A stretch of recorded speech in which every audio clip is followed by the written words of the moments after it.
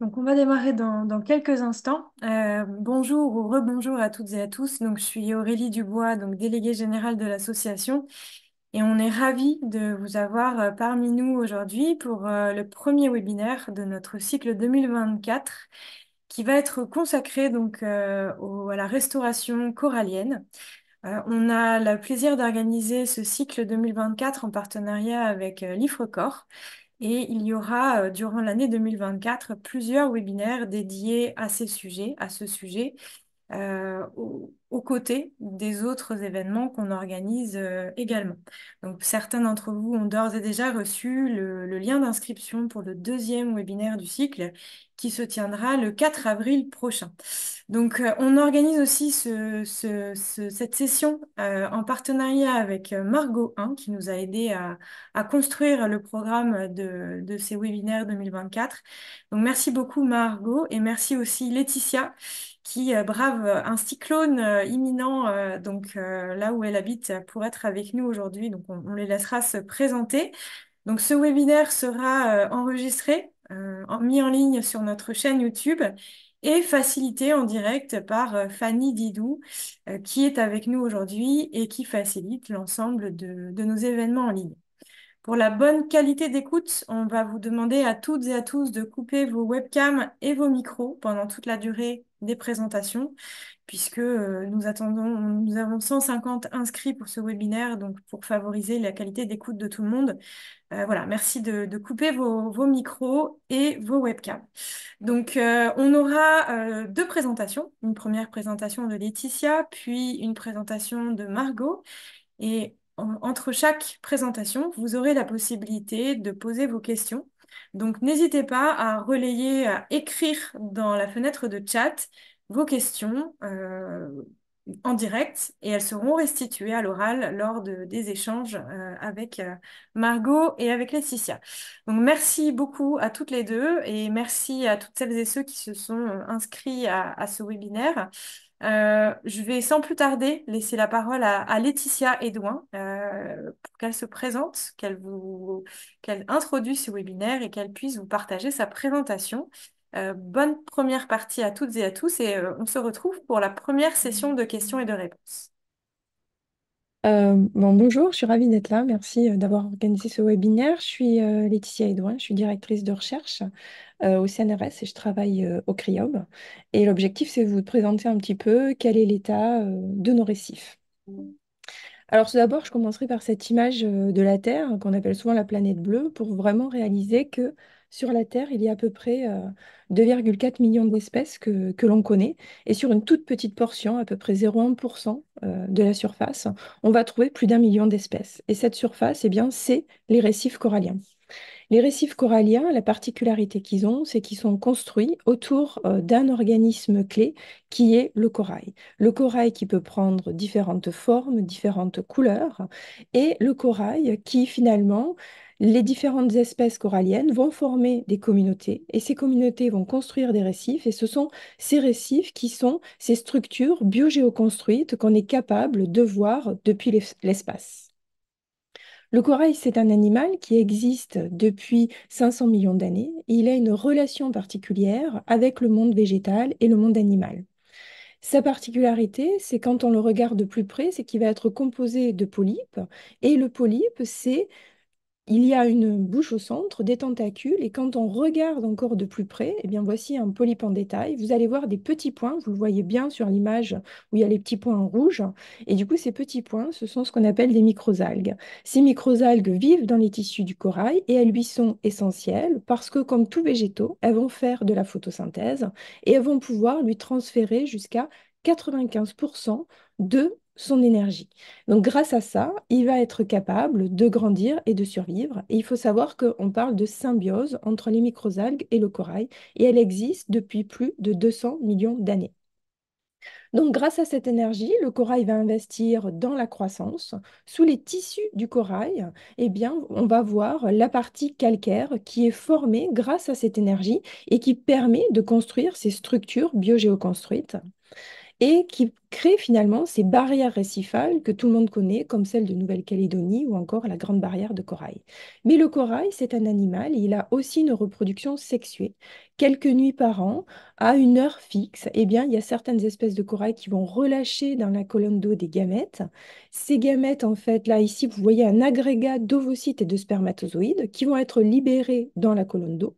On va avoir la fécondation des œufs, des divisions embryonnaires, jusqu'à avoir la petite larve que vous voyez ici, qui fait à peu près 1 mm, qui va nager dans la colonne d'eau pendant quelques semaines, quelques mois, jusqu'à trouver un substrat où elle va pouvoir se poser. Ici, vous avez une image, c'est le premier polype corallien. On voit le premier polype et dessous, on voit le premier édifice calcaire qui est formé. Ce polype va grandir, se diviser, on va voir d'autres polypes qui apparaissent jusqu'à former les colonies coralliennes. Cette phase-là de reproduction sexuée, elle est vitale pour les coraux et pour les récifs coralliens dans leur ensemble parce qu'elle permet la résilience du système. Ici, vous avez un exemple du recouvrement corallien sur l'île de Moorea. Jusqu'en 2005, il était élevé. Ensuite, on a une chute drastique du recouvrement corallien. Et ensuite, on voit bien que le recouvrement corallien remonte. Eh bien, il a pu remonter parce qu'on a eu cet apport de larves qui s'est fixé sur le récif et qui a permis à de nouveaux individus de s'installer. Alors cette symbiose, elle est vraiment essentielle dans le récif corallien. Malheureusement, elle est aussi très fragile et lorsque la température de l'eau augmente trop fort, eh bien on va avoir une expulsion de ces microalgues et on a les polypes qui deviennent dépourvus de ces microalgues et donc dépourvus d'apport énergétique. Et c'est ce qu'on appelle le blanchissement corallien. Et quand on regarde de plus près, voici une image de polypes blanchis et finalement, les coraux nous apparaissent blancs parce que les tissus deviennent transparents et le blanc que vous voyez, c'est finalement le squelette calcaire du corail. Et ça donne bien évidemment ces paysages que vous avez dû tous observer, ces épisodes de blanchissement corallien où le récif devient blanc. Alors, une des grandes questions, c'est à partir de quelle température les coraux blanchissent? Eh bien, ce qu'il faut savoir, c'est que ce n'est pas à une température fixe, mais le blanchissement va apparaître en général 1 degré au-dessus de la température maximale de l'été de la région où le corail vit. Donc, c'est juste 1 degré au-dessus, et à partir de là, on a des signes de blanchissement. Le blanchissement, c'est normalement un processus qui peut être réversible, c'est-à-dire que, comme je vous l'ai montré, les polypes vont expulser leurs algues, mais finalement, on a toujours les tissus coralliens qui sont là. Et si la température de l'eau baisse, eh bien, ils peuvent récupérer leurs algues et on peut avoir un retour à un état normal du corail. Par contre, si la température de l'eau reste trop chaude pendant trop longtemps, eh bien là, on atteint les limites physiologiques du corail et on va observer de la mortalité corallienne. Et ça, c'était vraiment pour vous montrer un petit peu ce que ça donne et la vitesse de ces changements que l'on peut observer. Ça, c'est le récif corallien de Tahiti en 2019, au mois de janvier. On a à peu près 60% de recouvrement corallien. Et voici la même image au mois d'avril. On a 50 à 70% de colonies qui sont blanchies. Et s'en est suivi en septembre 30 à 50% de mortalité. Donc après cette introduction, on va vraiment rentrer dans la question qui nous intéresse aujourd'hui, qui est quel est l'état de santé finalement de nos récifs coralliens aujourd'hui? Alors malheureusement, les nouvelles ne sont pas bonnes, mais vous devez quand même le savoir, les récifs coralliens mondiaux sont en déclin, hein. Ça, c'est des résultats qui sont issus du dernier rapport du GCRMN. On voit bien que l'on a une perte corallienne à l'échelle globale de la planète et qu'on a certaines zones où on a eu de fortes pertes coralliennes lors de certains épisodes. Par exemple, sur certaines zones, sur la Grande Barrière, on a pu perdre 50%. Dans la Caraïbe, il y a des récifs où il y a 80% de recouvrement corallien qui a été perdu. Donc, on considère aujourd'hui, selon une récente étude de Eddy et al. En 2020, qu'on a perdu de manière générale 50% des récifs depuis les années 50. Ce qui est intéressant, c'est que dans l'étude d'Andrello de 2021, on voit que ces récifs, finalement, sont menacés par la pollution et la surpêche, et ça concerne 63% des récifs. Et ces deux menaces, finalement, entraînent une dégradation de nos récifs coralliens et la perte de nos récifs coralliens.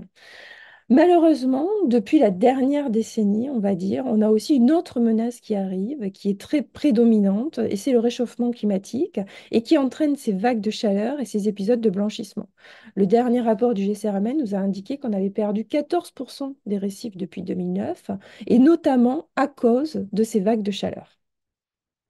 Alors, les vagues de chaleur entraînent les épisodes de blanchissement, et dans l'histoire des récifs coralliens, on considère qu'il y a eu trois grands épisodes de blanchissement qu'on appelle massifs, c'est-à-dire à l'échelle du globe.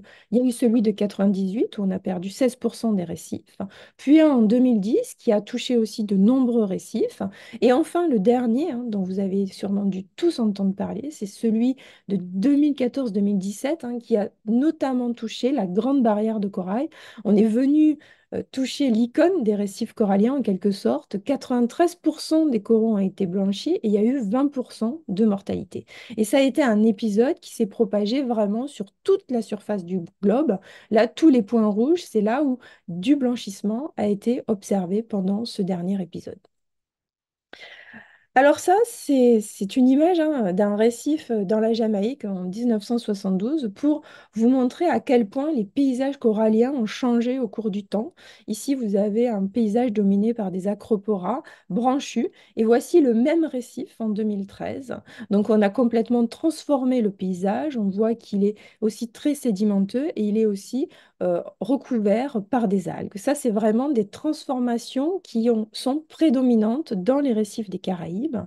Et dans la région des Caraïbes, on est passé à peu près de 35% de recouvrement corallien dans les années 70-80 à moins de 15% aujourd'hui. Et cette baisse est vraiment due à des facteurs multiples qui ont sévi dans les Caraïbes. Et ce qu'on a surtout, c'est qu'on a alors, je crois que c'était là. Voilà. On a ce qu'on appelle un changement de phase, c'est-à-dire que les récifs de la Caraïbe sont passés d'une dominance corallienne à une dominance algale. C'est vraiment le changement de phase. Et donc, la question, c'est comment on en est arrivé là, comment nos récifs coralliens construits autour de coraux, finalement, se trouvent aujourd'hui construits, dominés par des algues. Alors ça, c'est un petit peu pour vous retracer ce qui s'est passé dans la Caraïbe et vous montrer que c'est vraiment des causes multiples qui font qu'on en arrive là. Très tôt dans la Caraïbe, on a eu des problèmes de surpêche et de pollution dès les années 50-60, qui fait que déjà le recouvrement corallien avait diminué. On pense que avant les années 50-60, on devait être alors de 50-70% de recouvrement corallien. S'en est suivi dans les années 70-80 des problèmes, les premières maladies coralliennes qui sont apparues, notamment la maladie de la bande blanche, causée par un agent pathogène non identifié qui a été responsable de plus de 80% de la mortalité corallienne. Et on a décimé les principaux acroporas de la Caraïbe, qui sont les Acropora palmata et les Acropora cervicornis. Suite à ça, on a eu un épisode de mortalité massive des oursins diadèmes. C'est des herbivores qui sont très importants sur les récifs coralliens parce qu'ils régulent justement les pressions algales. Et là, on a pu perdre jusqu'à 90% de ces oursins. Et dès les années 90, finalement, on voit sur le graphe que vous avez ici qu'on est passé dans les années 70 d'écosystèmes dominés à des coraux à des écosystèmes où les algues deviennent prépondérantes. Et donc, on a déjà, dès les années 90, transformé nos paysages vers des paysages algaux. S'en est suivi les premiers épisodes de blanchissement dans les années 83, 95, 98. Puis, dans les années 2000, on a une explosion des maladies coralliennes dans la Caraïbe, due à des pollutions, aux macroalgues, aux nutriments, mais aussi à la température, parce qu'aujourd'hui, il est clair que le nombre de maladies augmente avec les épisodes de réchauffement climatique. Puis, dans les années 2005, un autre épisode de blanchissement. En 2014, on a une apparition d'une nouvelle maladie, la perte blanche des tissus, qui apparaît au tout début en 2014 dans le port de Miami et qui se propage dans tout le bassin de la Caraïbe. Aujourd'hui, on a plus de 30 espèces qui sont touchées et cette maladie a une prolifération très rapide. On a une perte de tissu qui peut aller jusqu'à 38 cm par jour. Et vous avez sûrement tous entendu parler de l'été 2023 dans la Caraïbe, qui a subi la vague de chaleur la plus chaude. C'est l'épisode de blanchissement le plus long et le plus grand qui a eu lieu. Et les coraux ont blanchi et même dans les pépinières coralliennes, la Coral Reef Foundation, qui a ses arbres coralliens, a sorti un article et a annoncé qu'ils avaient perdu jusqu'à 100% des fragments dans leurs pépinières. Et une des solutions était même de sortir les coraux de l'eau pour les amener dans des aquariums pour essayer de préserver encore un petit peu certaines espèces qui se trouvaient encore présentes. Et donc aujourd'hui, en 2024, on se retrouve avec des récifs dominés par les algues avec une très faible couverture de corail vivant.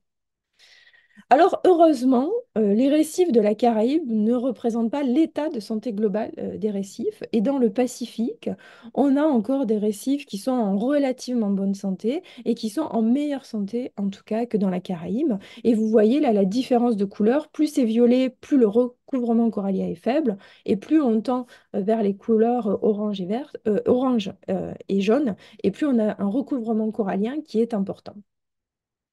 Et comment s'explique en quelque sorte cette différence d'état de santé entre le Pacifique et la Caraïbe? Alors, il y a différentes hypothèses, et notamment une qui est liée à la biodiversité, qui est plus importante dans le Pacifique. Plus on a de biodiversité dans un récif, plus on a d'espèces diversifiées, et plus certaines espèces peuvent remplacer les fonctions d'une autre. On parle de redondance fonctionnelle, mais si on a plusieurs acroporas, s'il y en a un qui meurt, eh bien, il y a un autre acropora qui pourra prendre sa place et sa fonction et jouer le même rôle. Dans la Caraïbe, comme il y a très peu d'espèces, eh bien, finalement, quand une meurt, il n'y en a pas d'autre qui est capable d'exercer sa fonction. On a aussi une biomasse des herbivores qui est 2 à 3 fois plus importante dans le Pacifique. Donc finalement, on a une régulation des pressions algales qui est beaucoup plus facile dans le Pacifique parce qu'on a maintenu nos herbivores, que ce soit nos poissons ou nos oursins, ce qui en résulte que l'on a une résilience qui est meilleure dans le Pacifique que dans la Caraïbe. Dans une étude récente, on a estimé qu'il y avait 24% des récifs sans résilience dans le Pacifique, alors qu'il y en a 47% qui n'ont pas de résilience dans la Caraïbe. Alors, c'est pas pour ça que le Pacifique ne subit pas de menaces, hein. Les récifs du Pacifique subissent aussi des menaces, notamment les récifs sont énormément touchés par les cyclones qui vont conditionner le pourcentage de recouvrement corallien vivant sur les récifs. Et vous avez ici une image qui vous montre l'impact du cyclone Amish en 2009 sur la Grande Barrière de Corail, où on a perdu à peu près en un épisode 50% de la couverture corallienne. Une des deuxièmes menaces importantes, c'est les étoiles de mer épineuses, qu'on appelle acanthaster, et qui vont manger les tissus coralliens. Vous avez ici une image qui vous montre de plus près cette étoile de mer, et dessous, vous voyez la colonie corallienne qui est blanche. Eh bien, en fait, elle a consommé tous les tissus coralliens, et le blanc qui apparaît, c'est juste le squelette calcaire. Donc, le corail est laissé pour mort sur le récif corallien. Et là, c'est un exemple hein, pour vous montrer à quel point ces étoiles de mer peuvent être dévastatrices pour les récifs coralliens. C'est la pente externe de Moorea en 2005, on a à peu près 50% de corail vivant, via une prolifération de ces acanthastères à partir de 2006. Elles commencent à manger les coraux. L'épisode se continue jusqu'en 2009, on tombe à peu près à 5% de corail vivant. Et en 2010, on a le cyclone Oli qui finit par nous enlever finalement le peu de corail qui nous reste et on tombe à 2% de corail vivant. Mais ce qui est assez incroyable, c'est la résilience naturelle du système qui est observée. En 8 à 9 ans, les récifs se remettent et on atteint même des niveaux qui sont supérieurs à avant. On a 80% de corail vivant. Alors par contre, ce qui se caractérise, et je ne sais pas si vous l'avez vu dans les images d'avant, c'est qu'on a, même si on récupère un recouvrement corallien très important, on a ce qu'on appelle des changements de communauté, et notamment on peut perdre nos espèces branchues pour aller vers des paysages qui sont dominés par des espèces massives. Et ça, c'est un vrai problème dans le Pacifique, parce que les espèces branchues sont vraiment un habitat qui permet à des milliers d'organismes de se cacher, de vivre et finalement de créer cette biodiversité. Lorsqu'on a des changements de communauté, qu'on perd les espèces branchues, on perd ce qu'on appelle la complexité structurale du système. Et on sait aujourd'hui que lorsque l'on perd cette complexité structurale, lorsqu'on se retrouve par des paysages qui sont dominés par les poritès, ces espèces massives, eh bien finalement, ça va avoir un impact sur la biomasse, la densité et la diversité des poissons. Et donc, on va perdre les services écosystémiques qui sont associés à nos écosystèmes. Enfin, la dernière menace qui touche les récifs du Pacifique, c'est le blanchissement corallien et notamment, c'est de plus en plus fréquent depuis les années 2010. Dans une étude qui a été publiée par Hugues et al. En 2018, on sait aujourd'hui qu'avant, dans les années 80, on avait un épisode de blanchissement tous les 18 ans et à partir de 2010, c'est tous les 6 ans. Donc la fréquence de ces épisodes augmente et menace donc la survie des récifs coralliens. Alors, quand on parle de l'état de santé des récifs coralliens, bien sûr, il faut parler de quel est l'état de santé de la Grande Barrière de Corail, qui représente 345 000 km², 3 000 récifs, inscrits au patrimoine mondial de l'UNESCO, et ça fait 37 années qu'on suit son état de santé et qu'on surveille son état de santé. La Grande Barrière, elle est divisée en trois grandes régions, le nord, le centre et le sud, qui se comportent différemment, notamment face aux perturbations. Et ici, c'est le dernier l'impact du dernier épisode de blanchissement, notamment en 2016. Vous voyez sur cette carte que c'est vraiment en 2016 la partie nord de la Grande Barrière qui a été affectée par les épisodes de blanchissement, où on a eu plus de 60% de coraux blanchis.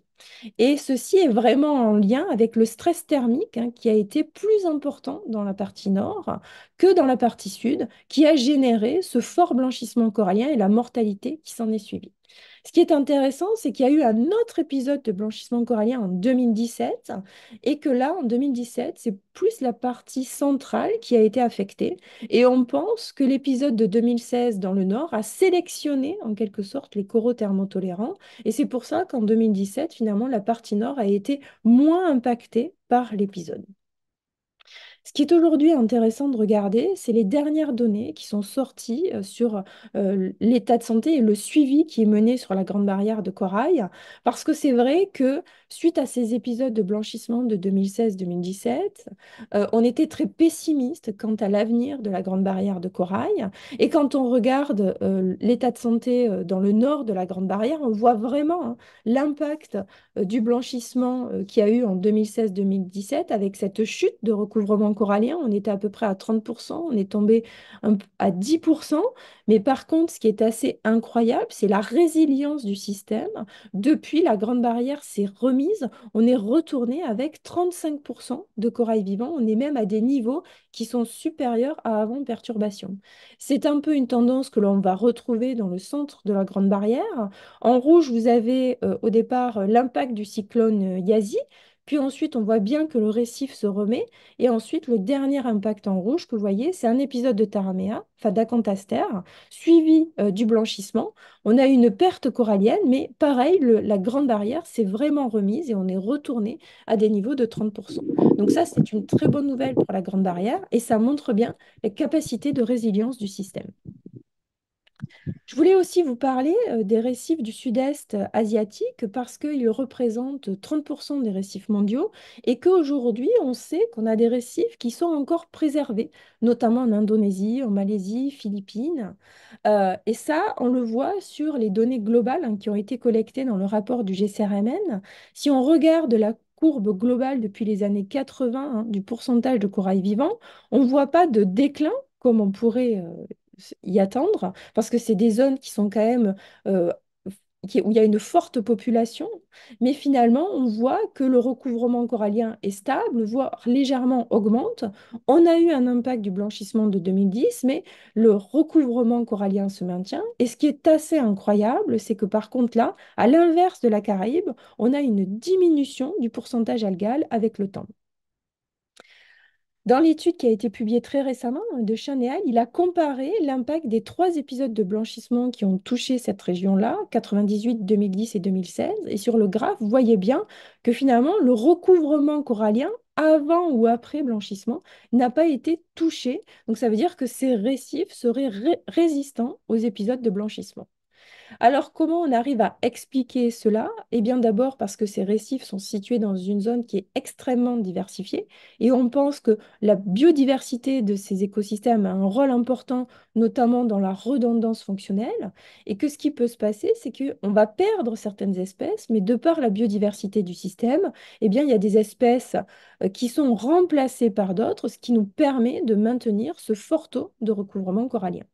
Ce qui est encore plus intéressant, c'est que dans des études récentes qui ont été faites sur les projections de l'état de santé futur de ces récifs coralliens sous les différents scénarios de réchauffement climatique à 2 ou 4 degrés, eh bien, il semble qu'il y aura moins d'impact dans cette région et qu'elle apparaît comme un refuge climatique capable de maintenir un fort taux de recouvrement dans l'Anthropocène.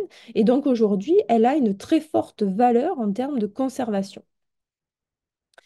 Un autre récif qui est assez intéressant, c'est celui de la mer Rouge. C'est que 5% des récifs coralliens, mais c'est un écosystème qui est très productif, très riche en biodiversité, avec 365 espèces coralliennes, dont 19 qui sont endémiques. Et il a aussi une capacité à vivre dans des conditions extrêmes de température et de salinité. Quand on regarde, on voit quand même que le recouvrement corallien, pareil, sur cette zone est relativement stable. Et même si en 98, on a un tiers des récifs qui ont été affectés, on voit par contre que le pourcentage augmente, a été multiplié par deux ces dernières années. Et donc ça devient préoccupant pour l'état du système. Ce qu'on sait aussi, c'est que les causes qui vont affecter les différents récifs de la mer Rouge sont différentes. Au nord, ce sera plus le tourisme et le développement côtier. Au centre, des problèmes de pollution et de surpêche. Et au sud, ce sera beaucoup plus des problèmes de surpêche. Et ce que je tenais à noter et à vous montrer, en fait, c'est la différence qu'on a dans les récifs qui vont peupler ces récifs de mer Rouge, et notamment le golfe d'Aqaba, qui est localisé tout au nord. Il a une particularité qui a été mise en avant dans des études, notamment de Fine et al. En 2013, c'est qu'il a des coraux qui sont plus thermotolérants au réchauffement climatique. Je vous ai dit avant qu'en général, on observait du blanchissement quand la température dépassait 1 degré au-dessus de la température maximale. Eh bien, ils ont trouvé que là, les coraux qui vivaient dans le golfe d'Aqaba étaient capables de résister à 6 degrés au-dessus de la température maximale de l'été. Donc ça, c'est assez extraordinaire. Et aujourd'hui, on essaye de comprendre quels sont les mécanismes qui leur permettent de résister à des températures aussi élevées, parce qu'aujourd'hui, ils pourraient servir à comprendre à la fois la thermotolérance corallienne et potentiellement pourraient aider à des projets de restauration. Alors, une fois qu'on a dressé un peu ce bilan de l'état de santé des récifs, on peut se poser la question, mais quel est l'avenir pour nos récifs coralliens? Les accords de Paris de 2015 entraîneront quand même une grande perte corallienne, et selon les projections du GIEC, on considère qu'une augmentation de 1,5 degré entraînera 70 à 90% de mortalité des coraux. Et si on a une augmentation de 2 degrés, on devrait perdre 99% des récifs coralliens à travers le monde. Alors ça, ce sera dû principalement aux épisodes de blanchissement qui deviendront annuels et qui deviendront de plus en plus intenses. Et ce qui va se passer, c'est que si vous avez un premier épisode de blanchissement et qu'un deuxième intervient, le système n'a pas le temps de récupérer, la résilience ne se met pas en route. Et pareil lorsqu'il y en a un autre successif. Et ce qu'il faut bien garder en mémoire, c'est que ces épisodes de blanchissement vont venir agir dans un contexte où les récifs sont déjà altérés par des problèmes de pollution de l'eau, de qualité de l'eau, de contamination terrigène, par des problèmes de surpêche et par la présence aussi de ces prédateurs que sont les étoiles de mer, qui elles aussi vont entraîner des mortalités sur le récif corallien. Donc, est-ce qu'on va vers une perte des récifs coralliens? Et la question qu'il faut se poser, c'est quelles vont être les conséquences de la perte de ces récifs coralliens? Ce qu'il faut savoir, c'est que les récifs coralliens, c'est une source de nourriture pour des millions de personnes.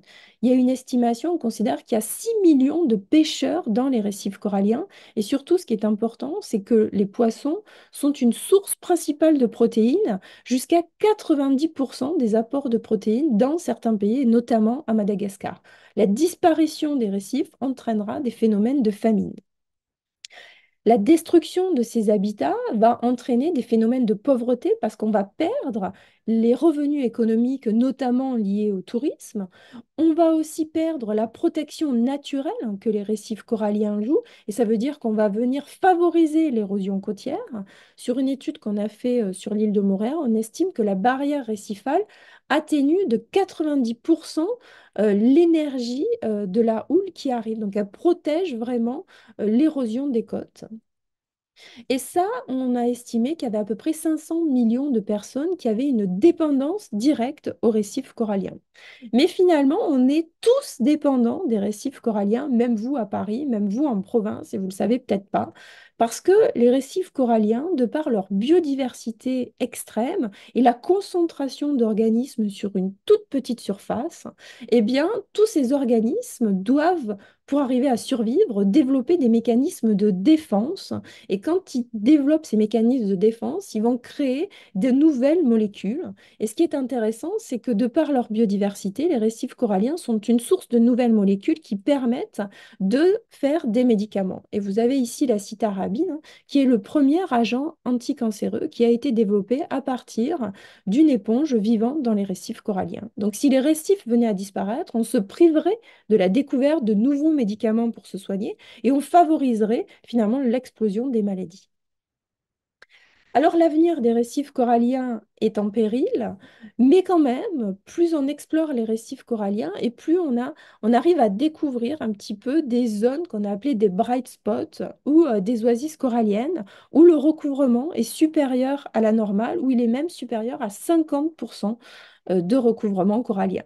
Ces récifs sont résistants et ou résilients, on ne le sait pas vraiment encore, mais on découvre surtout des récifs coralliens qui sont capables de vivre des fois dans les conditions futures de l'Anthropocène, c'est-à-dire qu'ils sont capables de vivre dans des pH très très bas ou dans des températures très très élevées, comme on a pu l'observer en mer Rouge, ou encore dans des eaux très turbides, comme un récif découvert en Amazonie, ou encore qui sont capables de vivre dans des zones où il y a très peu de lumière. Finalement, plus on explore les récifs, plus on est étonné de la capacité physiologique des coraux à coloniser des environnements où on n'aurait pas attendu qu'ils pourraient vivre. On découvre même que quand on mène des suivis à long terme, il y a des récifs dans la Caraïbe qui arrivent à maintenir un recouvrement corallien fort, et c'est le cas de Bonaire. Et une des explications, c'est qu'à Bonaire, très tôt, très les années 70, ils avaient mis en place des régulations fortes sur ce qui concernait la pêche sous-marine notamment, et donc ils ont réussi à préserver leur population d'herbivores, et on n'observe pas à Bonaire ce switch vers une population, vers une dominance algale. Ici, vous avez une carte hein, sur les bright spots qui a été publiée par Sully et al. En 2022. Et donc en jaune, c'est tous ces récifs un petit peu qui nous donnent encore de l'espoir aujourd'hui parce qu'ils ne sont pas altérés et ils ont des recouvrements qui sont anormalement élevés par rapport à ce qu'on pourrait s'attendre pour la région ou par rapport à l'état global des récifs coralliens. Et ces bright spots, en fait, ils sont extrêmement importants et ils jouent un rôle clé dans la conservation. D'abord parce qu'ils abritent encore une importante biodiversité, ils ont une forte valeur écologique. Et donc, ce qu'il faut continuer, c'est à identifier ces nouveaux oasis parce que, il a été montré récemment que aujourd'hui, on estime qu'on ne surveille que 0,6% des récifs du globe. Donc, on a une connaissance finalement qui est très petite de nos récifs coralliens. Et si on continuait à explorer, on pourrait peut-être découvrir de nouveaux bright spots, de nouveaux oasis coralliens. Et ce sera très important si on veut les mettre en réseau, en quelque sorte, et si on veut favoriser la résilience de ces récifs, parce que ces récifs étant encore vivants, ils pourraient apporter des larves à des récifs adjacents qui sont dégradés. Et c'est ça qu'on appelle les nœuds de connectivité qui permettent de favoriser la résilience de nos récifs. Alors aujourd'hui, les récifs coralliens sont vraiment à un tournant, j'ai envie de dire, de l'histoire. Soit on continue sur les scénarios business as usual et on risque finalement de perdre nos récifs coralliens et on risque d'aller vers ces paysages à dominance algale. Soit on se dit aujourd'hui, on peut changer, on peut préserver la biodiversité de nos récifs coralliens. Et c'est vrai que la température, c'est une des principales menaces hein, qui agit sur notre système et c'est un défi global qui peut paraître impossible à atteindre de réguler la température à la surface du globe, mais il faut quand même continuer, essayer d'avoir des accords internationaux qui limitent l'impact de la température à l'échelle globale, mais surtout il ne faut pas oublier que les récifs coralliens sont aussi menacés par des problèmes de pollution. Aujourd'hui, on a plus de 90% de la population qui habite près des côtes. Et on sait aujourd'hui que si on améliore la qualité de l'eau, on va améliorer l'état de santé de nos récifs coralliens. Et donc, il faut absolument diminuer les impacts terrigènes. Et si on fait ça, on va aussi limiter la prolifération des maladies coralliennes qui sont une menace importante pour nos récifs coralliens. Il faut aussi limiter la surpêche et préserver nos herbivores pour finalement éviter de passer à des paysages dominés par les algues. Donc, c'est vraiment des facteurs locaux sur lesquels on a aujourd'hui des moyens d'action forts. Et donc, je terminerai par cette image où on a commencé, parce que il est vrai que les récifs coralliens, c'est une toute petite portion de la planète, mais par contre, ils font partie des écosystèmes de la planète. Et aujourd'hui, ce qu'il faut savoir, c'est qu'on ne connaît pas à quel point la dégradation des récifs coralliens et leur perte pourrait avoir des effets cascades sur tous les autres écosystèmes de la planète. Et donc, aujourd'hui, il est extrêmement important de les préserver. Et je vous remercie de votre attention. Merci beaucoup Laetitia pour cette introduction de notre cycle de webinaire qui était vraiment passionnante. Merci beaucoup. On a du coup une petite dizaine de minutes pour les questions. Donc il y a eu beaucoup de questions qui ont été partagées dans le chat et aussi sur LinkedIn puisque notre webinaire, bien que sur Zoom, est rediffusé aussi en direct sur LinkedIn. On va pas toutes les poser puisqu'il y en a certaines, il y a certaines questions qui ont été posées en début et donc du coup Laetitia y a répondu, mais je vais peut-être en relayer juste quelques-unes qui me semblent les plus en lien avec le thème. Et notamment la dernière qui est arrivée, tout comme certaines plantes arbres poussent dans de nouvelles régions, est-ce qu'on pourrait trouver ou imaginer de trouver des nouvelles zones pour que les coraux se développent dans des zones plus adéquates du coup? Oui, alors effectivement, mais c'est déjà observé, hein. On voit une migration des coraux, soit plus au sud ou plus au nord. Et notamment, par exemple, au Japon, au départ, on était sur des écosystèmes tempérés sur certaines zones du Japon. Et bien, on va retrouver finalement des coraux qui vont migrer et qui vont réussir à s'implanter à la limite de ces zones subtropicales tempérées parce que justement, la température se réchauffant, et bien finalement, les coraux peuvent étendre en quelque sorte la zone sur laquelle ils peuvent coloniser et la zone sur laquelle ils peuvent vivre. Alors, on pourrait se dire, ben, finalement, c'est la solution, les coraux n'ont qu'à migrer plus au sud et plus au nord. Alors oui, c'est vrai, pour ces régions-là, ça peut être intéressant de se retrouver avec des coraux. Par contre, ce qu'il faut savoir, c'est que les îles tropicales et les populations insulaires qui vivent finalement en zone tropicale et subtropicale, qui ont besoin de récifs coralliens pour survivre, eh bien finalement, pour elles, elles vont quand même continuer à perdre leur service écosystémique. Donc, ça ne va pas résoudre la crise des récifs coralliens. Alors, effectivement, on va créer de nouvelles zones où des coraux vont vivre, mais ça ne va pas résoudre, voilà, la crise corallienne. Mais c'est vrai et c'est déjà en train de se passer. Merci beaucoup. Donc, Fanny, tu peux peut-être partager le début de la facilitation graphique pendant que nous en sommes à la session, la première session de questions et réponses. Donc, je vous rappelle que l'ensemble de nos webinaires sont facilités et accompagnés par Fanny Didou, qui va tenter un partage d'écran pour vous montrer le démarrage du dessin qu'elle est en train de faire en live. Donc, une nouvelle question donc, pour Laetitia.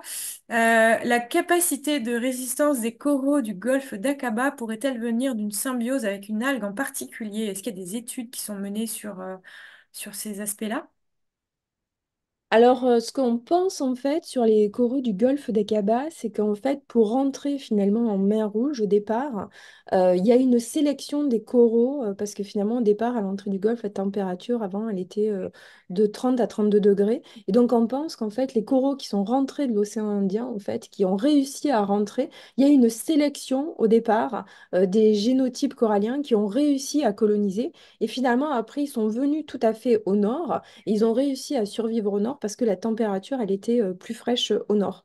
Il y a des études qui sont en cours. Alors là, je ne pourrais pas répondre, mais je pense pas qu'ils aient montré qu'il y avait une algue particulière. Effectivement, c'était une des premières pistes qui a été observée, mais il n'y avait pas vraiment une symbiose particulière. On pense plus que c'est vraiment l'hôte corallien qui a une thermotolérance qui a été favorisée de par ce processus de sélection et d'entrée au départ. Finalement, c'est un processus plus évolutif au départ de la colonisation de la mer Rouge. D'accord. Donc il y a pas mal de questions sur les facteurs qui expliquent justement le blanchissement des coraux, mais je pense que tu as évoqué à la suite de la présentation, donc je vais pas te demander de répéter. Il y a une question qui a été posée sur LinkedIn et que Mélissa a relayée dans la fenêtre de chat, qui est relative à la qualité de l'eau. Est-ce que c'est un facteur important et comment rendre cette eau de meilleure qualité pour favoriser justement la résilience? Oui, alors ce qui ressort, c'est vraiment que la qualité de l'eau, c'est vraiment un facteur qui est important à préserver. On a des pollutions qui vont être des pollutions liées aux métaux, liées aux pesticides, donc qui sont en lien finalement avec toute l'agriculture, toute industrialisation des côtes qu'on va faire. Et du coup, aujourd'hui, ça paraît quand même euh, plus facile de mettre en avant des mesures et des directives en fait pour protéger et faire en sorte qu'on ne va pas rejeter toutes nos eaux usées dans les récifs coralliens.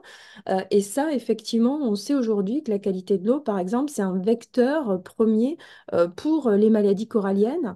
Donc en fait, plus on a une qualité de l'eau qui est mauvaise, plus on va avoir de développement de maladies coralliennes. Et les maladies coralliennes, en quelques mois, ça peut vous décimer un récif corallien. Donc c'est vrai qu'aujourd'hui, j'ai envie de dire, les récifs coralliens n'ont pas besoin de ça. On a déjà cette menace globale qui est la température, où on se sent un peu démuni. Mais par contre, si localement on met en place des efforts pour que on limite la sédimentation, qu'on n'ait pas forcément toutes ces pollutions qui arrivent dans nos récifs, eh bien ça, il y a plein d'études aujourd'hui qui démontrent que si la qualité de l'eau est bonne, eh bien la capacité du récif à résister aux épisodes de blanchissement, elle va être meilleure. Donc, pour moi, c'est vraiment aujourd'hui un facteur clé sur lequel localement il y a des moyens d'action parce que clairement il y a plein de zones qui méritent finalement de faire un effort sur ça et du coup aujourd'hui c'est vraiment quelque chose où on peut agir aujourd'hui.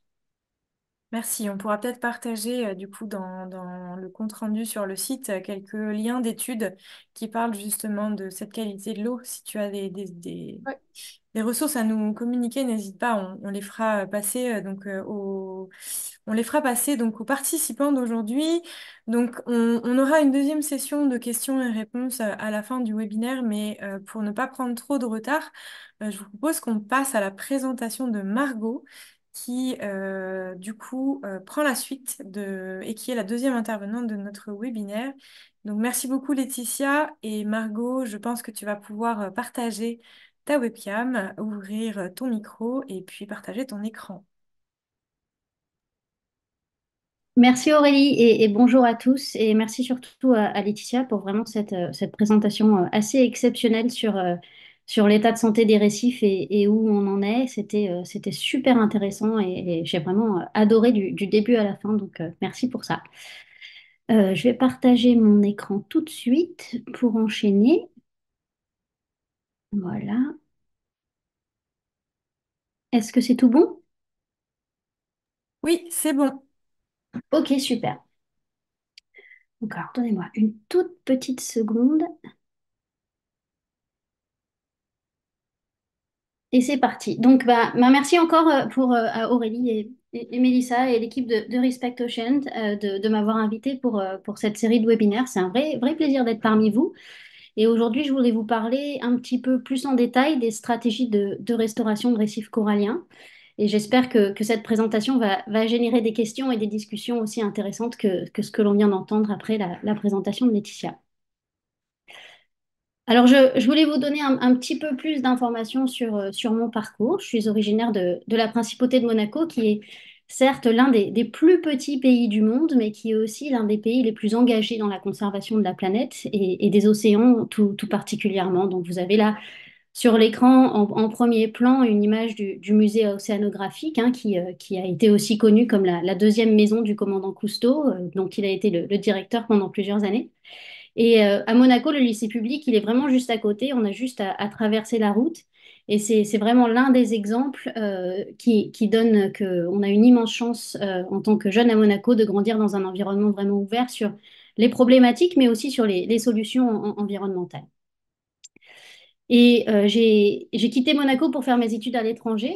Je suis allée en Australie où j'ai vécu pendant 10 ans et où je suis devenue docteur en biologie marine, spécialisée dans la conservation et restauration des récifs coralliens. Et depuis 4 ans maintenant, j'ai ouvert une entreprise de conseil qui s'appelle MER, Research and Consulting, et qui a pour but de faire un peu le lien entre le monde des sciences et celui des décisions sur le terrain pour accompagner aussi les gouvernements et les entreprises de financement à mieux comprendre les enjeux, mais aussi les outils qui sont à notre disposition pour mieux aider les coraux dans cette période de crise. Et j'ai sur l'écran quelques groupes avec lesquels je travaille, comme le PNUE, l'Initiative internationale pour les récifs coralliens, le Reef Resilience Network, et puis une toute nouvelle branche du gouvernement d'Arabie Saoudite qui est focalisée sur la conservation des coraux et des tortues marines. Pour aujourd'hui, je vais commencer par une petite introduction à la restauration de récifs coralliens. Donc, qu'est-ce que c'est et pourquoi on en a besoin? Puis, je présenterai les méthodes de restauration les plus communes en discutant un petit peu des pour et des contre de chacune. Et puis, je vais finir sur des diapos de réflexion quant au rôle de la restauration en termes de conservation de récifs, avec une présentation de certaines bonnes pratiques pour que les projets soient menés à bien. Et vraiment, le but du webinaire d'aujourd'hui, c'est une introduction. Et puis, le 4 avril, comme l'a annoncé Aurélie auparavant, on aura vraiment une présentation plus en détail sur les bonnes pratiques et surtout sur l'importance de l'engagement des communautés locales. Alors, la restauration des récifs coralliens, elle s'inscrit dans la discipline au sens large de la restauration écologique. Il y a un groupe international qui s'appelle la Society for Ecological Restoration, ou SIR, qui définit la restauration comme ce procédé par lequel on accompagne le rétablissement d'un écosystème qui a été dégradé, endommagé ou détruit. Et c'est une discipline qui est en place depuis des dizaines, voire des centaines d'années dans les écosystèmes terrestres. Donc, on imagine par exemple la reforestation, comme l'image que vous avez à gauche, mais qui est de plus en plus communément appliquée dans les écosystèmes côtiers. Donc, on a par exemple des projets de restauration dans les herbiers, dans les forêts de mangroves, sur les récifs d'huîtres et bien sûr sur les récifs coralliens.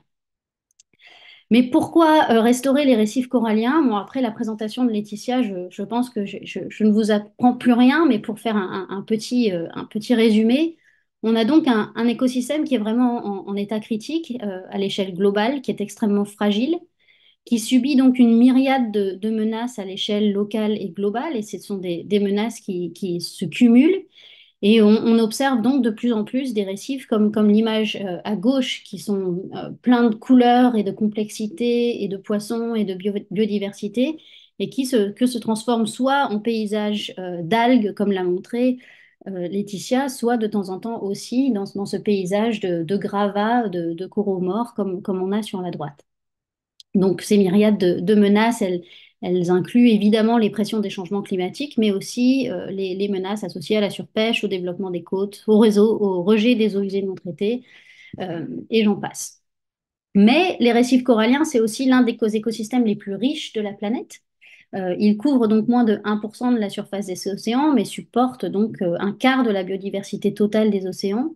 Ils ont une valeur estimée à des milliards de revenus chaque année via ce qu'on appelle donc ces services écosystémiques qu'ils nous rendent, donc la protection des côtes, le tourisme et la pêche. Et pour faire court, ils valent un peu le coup de tout tenter pour ne pas les voir disparaître dans les 20-30 prochaines années à venir, ce qui est malheureusement les projections du GIEC qui sont annoncées en ce moment. Donc, la restauration de récifs coralliens, qu'est-ce que c'est? Donc, s'il y a une chose que j'espère que vous retiendrez de cette présentation, c'est que la restauration de récifs, c'est beaucoup plus que juste du bouturage de corail. On a une définition générique qui a été publiée dans le guide du PNUE en 2020, dans laquelle on définit les termes de restauration de récifs coralliens comme une série d'interventions actives qui visent à améliorer la structure et la fonction écosystémique des récifs, ainsi qu'à accroître les populations d'espèces clés. Donc en fait, sous le terme parapluie de restauration, on compte un peu tout type d'actions, d'interventions qui vont aider le rétablissement d'un récif dégradé vers un récif en bonne santé. Donc on a par exemple ce diagramme, il est en anglais, je m'en excuse, mais je vais l'expliquer. On décrit certains types d'interventions. Donc en haut, dans l'encadré rouge, on a ce qu'on appelle des interventions d'urgence, de restauration. Donc ça, c'est des interventions qu'on peut mettre en place suite à un cyclone ou à un bateau qui s'est échoué. Dans l'encadré vert, on a des interventions plus routinières qu'on peut mettre en place sur les récifs, sur ces récifs qui n'arrivent pas à se rétablir naturellement, donc sur lesquels on n'a pas cet apport de larves qui permet au récif d'être résilient et de se rétablir. Et je vais couvrir ces interventions plus routinières avec plus de détails dans les prochaines diapos. Et puis dans l'encadré, en bas, en orange, on a ce qu'on appelle les interventions en stade de recherche et développement, donc à des stades plus ou moins avancés. Et c'est là qu'on parle de solutions un peu folles, comme les robots larvaires, la manipulation génétique, le fait d'augmenter la couverture nuageuse pendant des pics de température. Et donc, on étudie un petit peu les limites de ces méthodes, les risques associés à ces méthodes, pour voir si un jour, peut-être, il faudra les mettre en place. Mais on n'en est pas là. Et une dernière petite note sur ce diagramme, c'est les flèches les flèches bleues que vous voyez sur le côté droit, et qui montrent que certes, on a des interventions, donc sous ce terme de restauration, qu'on peut mettre en place pour aider le récif à se rétablir. Mais ces interventions ne peuvent fonctionner que si on les met en place, si elles sont accompagnées de stratégies qui aussi minimisent et suppriment ces menaces aux échelles locales et globales qui affectent nos récifs. Donc, je vais maintenant passer à une petite revue des méthodes de restauration qui sont les plus communément appliquées sur les récifs coralliens. Donc, la première méthode avec laquelle je vais commencer, c'est ce qu'on appelle le jardinage du corail, qui est la méthode la plus fréquemment utilisée dans le monde. Alors le principe est assez simple, on commence par collecter des fragments de coraux sur les récifs. On peut faire ça soit en prélevant des fragments sains sur des colonies donneurs, soit en récupérant des fragments qu'on appelle des fragments d'opportunité qui se sont naturellement détachés du récif. On va ensuite bouturer ces fragments, donc ça c'est la phase de fragmentation que vous voyez sur l'écran. Le but, c'est donc de couper les fragments de coraux en plus petits morceaux, ce qui va leur permettre d'un côté de grandir plus vite, mais aussi d'augmenter le stock de fragments qu'on a à notre disponibilité pour restaurer le récif. Et on va s'occuper donc de ces boutures, de ces fragments de coraux dans des pépinières. C'est ce qu'on appelle les nurseries sur l'écran. On peut avoir des pépinières sur terre qui servent un petit peu d'aquarium à ciel ouvert et d'aquarium dédié, soit directement des pépinières sous l'eau dans lesquelles on peut s'occuper de ces fragments de coraux. Quand les fragments ont atteint la taille et l'état de santé requis, on peut les replanter sur le récif. Et donc, pour planter du corail, on a diverses approches. On peut utiliser des clous, des clips, des mélanges de colle et de ciment, des zip ties. Et le but, c'est vraiment que ces coraux soient bien solidement attachés pour qu'ils puissent commencer à grandir et devenir des plus grosses colonies.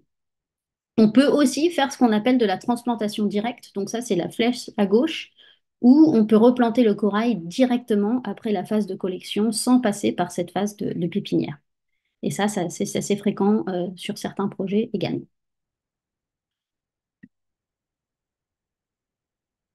Donc, on a là des images de pépinières avec donc les pépinières sous l'eau de type arbre à gauche. Ça a été développé en Floride. Et puis, on a aussi des pépinières comme les pépinières à cordes. Ça, ce sont des images de Moorea où vous voyez un petit peu une évolution dans le temps entre 2020 et 2023. Donc, l'avantage de ce type de structures, c'est qu'elles sont assez low-tech et pas forcément très chères à mettre en place et surtout elles sont capables de créer un petit peu des mini-écosystèmes à elles-mêmes. Donc on peut déjà avoir un regain de biodiversité et certains services écosystémiques juste à l'échelle de ces pépinières sous l'eau. Et puis à droite de l'écran, on a des exemples donc, de pépinières sur terre avec des images des îles Vierges en haut et des Bahamas en bas.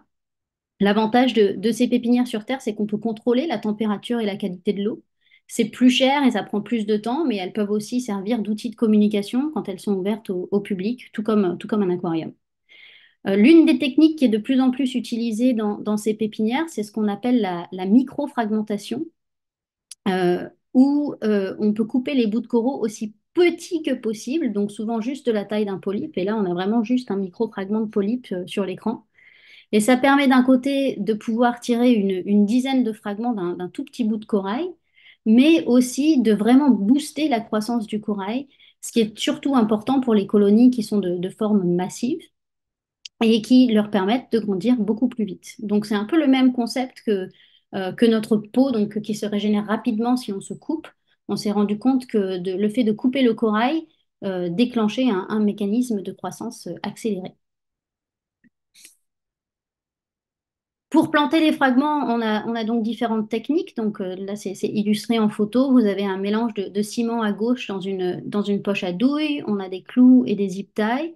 Ou alors, on va utiliser des supports artificiels pour les microfragments. Donc là, au milieu de l'écran, vous voyez par exemple, les microfragments sont collés en groupe. Et ça, c'est parce qu'ils sont originaires de la même colonie mère et donc ils sont identiques génétiquement. Et ils vont être capables de fusionner et de recouvrir la structure de tissu corallien. Bon, pour les avantages du jardinage du corail, on a un taux de survie qui est assez élevé, autour de 66%. C'est relativement low-tech, surtout pour les nurseries qui sont sous l'eau. Et il y a une belle expertise globale pour apprendre et partager sur ce qui fonctionne ou pas. Les inconvénients, c'est que l'échelle d'impact est assez limitée. La diversité génétique est aussi limitée. Donc, si on fait des boutures, ça veut dire qu'on est en train de créer des clones génétiques. Donc, il faut s'assurer d'avoir une belle diversité dans la phase de collection. Toutes les espèces ne sont pas propices au bouturage, donc on a une limitation quant à la diversité d'espèces qu'on peut jardiner. Et puis surtout, ça demande beaucoup de temps et de main-d'œuvre. La deuxième méthode que je voulais vous présenter, c'est celle des structures artificielles. Donc, bon, bah là, le nom parle un peu de lui-même. Il s'agit simplement de rajouter des structures artificielles au récif dans ce processus de jardinage. Donc, on a là sur l'écran un exemple de récif imprimé en 3D aux Maldives, des dômes qui sont faits en acier et sable aussi aux Maldives, et puis des structures un peu plus freeform en Thaïlande sur l'image de droite. On a aussi une version plus simple de ce type de structure qui sont spécialisés dans la stabilisation du substrat et du gravat. Donc là, on a par exemple un exemple un peu hybride en Indonésie, avec des structures artificielles de type table de coraux qui stabilisent aussi le gravat sur les zones qui ont été pêchées à la dynamite, et où on a un résultat qui est assez bluffant en 2-3 ans. Donc le but là, vraiment, c'est de stabiliser le gravat pour permettre à ces récifs qui vont avoir un apport larvaire de se régénérer rapidement, plus rapidement que si on a un récif qui a donc perdu toute sa structure et où ces larves de coraux vont se réinstaller sur le récif, mais vu qu'il n'y a pas de structure solide, ça va continuer à rouler et la colonie de corail va jamais pouvoir se régénérer. Donc les avantages de ces techniques, c'est qu'elles peuvent être assez simples et bon marché en fonction du design et des matériaux utilisés.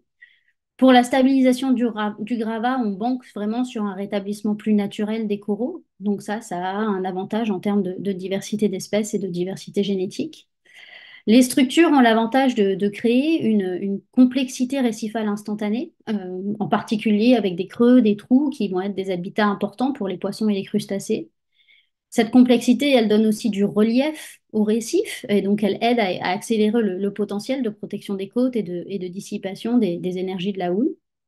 Et on voit aussi de plus en plus de projets de type éco-ingénierie voir le jour dans ce domaine, avec la création et l'utilisation de matériaux durables et plus naturels que du ciment, par exemple, et des designs spécifiques pour certains services écosystémiques. Donc on a là sur l'écran, par exemple, un exemple de blocs type Lego développés par une start-up néerlandaise et qui sont vraiment designés spécifiquement pour la dissipation de la houle et la régénération du récif. Les inconvénients, c'est que bon, la plupart du temps, on a quand même besoin de faire du bouturage, donc c'est un niveau de complexité de plus par rapport au jardinage de base. L'échelle d'impact est évidemment encore limitée à la surface sur laquelle vous pouvez mettre ces structures. Et puis, on a des débats vis-à-vis de l'esthétique et des matériaux utilisés. Et la troisième et dernière méthode dont je voulais vous parler, c'est la propagation larvaire qui, elle, utilise le phénomène naturel de la ponte des coraux. Laetitia nous l'a présenté dans sa présentation, mais je vais la répéter rapidement ce qui constitue la propagation, enfin la ponte des coraux. Et c'est donc un processus assez magique qui a lieu à peu près une fois par an, dans lequel les coraux sont capables de synchroniser la relâche de gamètes dans l'eau. Donc, on a certaines espèces qui relâchent donc les œufs et le sperme séparément, d'autres qui relâchent les œufs et le sperme dans des boules de graisse qui contiennent les deux et qui peuvent flotter vers la surface. et créer une espèce de soupe corallienne donc à cette surface qui va se mélanger et qui va permettre le processus de reproduction. Donc, par le processus de reproduction, on a des larves de coraux qui vont être un peu tributaires des vagues et des courants pendant quelques semaines, et puis éventuellement, elles sont capables de nager jusqu'au fond et de se fixer sur le récif, où on espère qu'elles vont vivre une belle et longue vie comme colonie de corail. Donc là, sur l'écran, on a une photo de la ponte d'une colonie d'acropores à gauche, une photo de cette soupe de gamètes à droite, et puis une image sous microscope des premières divisions cellulaires de la vie du corail. Donc l'idée derrière la propagation larvaire, c'est d'utiliser ce processus pour la restauration. Donc vous voyez là des bassins flottants qui permettent donc de collecter la ponte et de contenir ces larves coralliennes pendant quelques semaines. Et puis une fois qu'elles sont capables de nager et quand elles sont dans cette phase où naturellement elles seraient en recherche d'un substrat sur lequel s'attacher, on va les siphonner sur un récif dégradé pour un petit peu contrôler où elles s'installent et espérer qu'elles vont pouvoir aider à régénérer le récif. On peut aussi, dans ces bassins, préparer des substrats artificiels pour que les larves, plutôt que d'aller s'attacher sur le récif, s'attachent sur ces petits dispositifs en céramique que vous avez sur l'écran. Et on peut ensuite bouger ces dispositifs en céramique et les planter directement sur le récif pour contrôler où ces larves vont pouvoir grandir et devenir des colonies coralliennes. Et puis, d'autres manières d'utiliser la propagation larvaire, on peut collecter le spawning, donc la ponte en plongée avec ses filets, et puis aussi emmener ça en laboratoire où on va pouvoir manipuler un petit peu plus les larves coralliennes et puis les bébés coraux avant d'aller les replanter sur le récif. Donc le gros avantage de la propagation larvaire, c'est le potentiel d'augmenter la diversité génétique et la diversité d'espèces qui sont utilisées dans le processus de restauration. Selon les méthodes qu'on utilise, on a aussi la capacité de collecter des millions de larves à chaque fois, et donc potentiellement d'augmenter l'échelle d'impact par rapport à la fragmentation et le bouturage.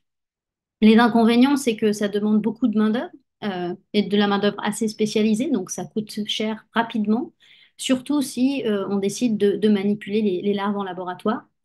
On reste quand même sur une échelle assez limitée avec la majorité des techniques qui sont utilisées en ce moment.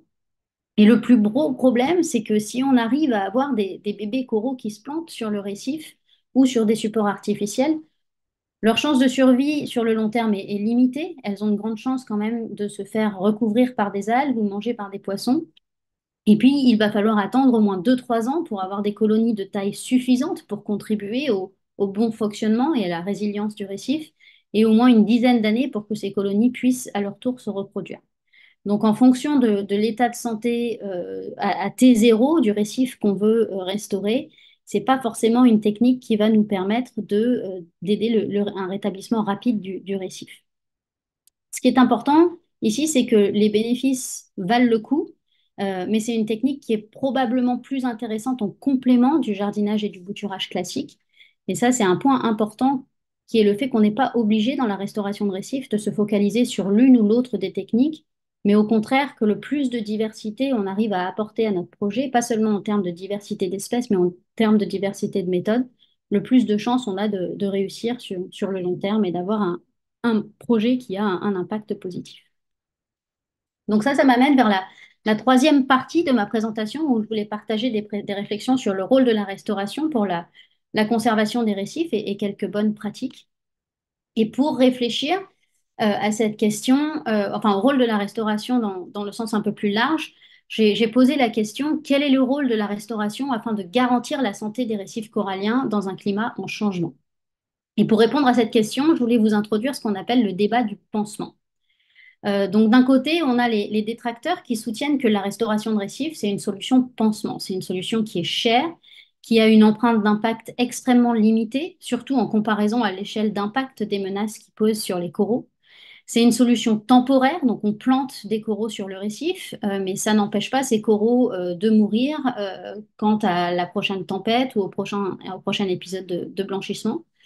Et puis, c'est surtout une potentielle distraction qui laisse à penser qu'on peut sauver les récifs, que bah, du coup, c'est pas si grave si les récifs meurent par-ci par-là parce qu'on peut les replanter. Et puis, c'est une distraction en termes d'investissement, où certaines personnes vont choisir d'investir dans la restauration plutôt que dans d'autres actions qui sont moins sexy, mais qui sont potentiellement plus importantes en termes d'impact, comme l'assainissement des eaux usées ou les aires marines protégées. Ce qui est très important et ce que je tiens à vous dire, c'est que tous ces arguments sont absolument valides à 100%. Et c'est très très important de garder ça en tête quant aux limitations de la restauration. Mais comme dans tout débat, il y a plusieurs points de vue et du côté des pro-restauration, on soutient que le risque et le coût de ne rien faire dépassent de loin le coût associé à la restauration. On a des récifs comme dans les Keys en Floride où il n'y aurait virtuellement plus de coraux s'il n'y avait pas eu des organismes en place pour restaurer les récifs ces 10 dernières années. Sans les coraux, on perd tous ces services écosystémiques d'une valeur inestimable. L'autre argument, c'est que l'empreinte d'impact est certes extrêmement limitée, mais la restauration peut permettre ce redémarrage du système vers un récif plus sain, surtout à de petites échelles locales. On ne parle pas de restaurer tous les récifs du monde ou de restaurer toute la grande barrière de corail, mais sur ces petites échelles, on peut éviter des extinctions d'espèces, on peut maintenir une diversité qui permette de garder cette résilience du récif et surtout qui permette au récif de s'adapter plus naturellement aux menaces et de fonctionner et de continuer à fournir ses services écosystémiques. Et finalement, l'une des plus grandes forces de la restauration, c'est son potentiel en termes de communication et de sensibilisation. Et donc d'utiliser la restauration comme un vecteur pour parler des menaces qui pèsent sur les coraux et mobiliser le public et les acteurs locaux pour la conservation des coraux à plus grande échelle. Donc en résumé, les limitations, elles existent et il faut en parler, il faut être honnête.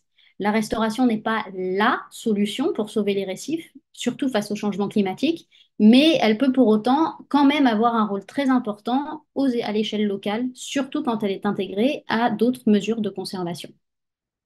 Donc, dans ce contexte, il existe des bonnes pratiques qui permettent de s'assurer qu'on maximise l'impact positif potentiel de la restauration. Et ça, j'en parlerai beaucoup plus en détail lors du deuxième webinaire de cette série, mais je voulais vous présenter 3 lignes directrices pour ces bonnes pratiques. D'abord, la restauration, c'est comme les antibiotiques, c'est pas automatique. Deuxièmement, pour être efficace, la restauration doit être intégrée à une stratégie de gestion de récifs intégrés. Et finalement, il faut absolument prendre en compte le contexte local. Donc pour le premier point, la restauration, c'est pas automatique.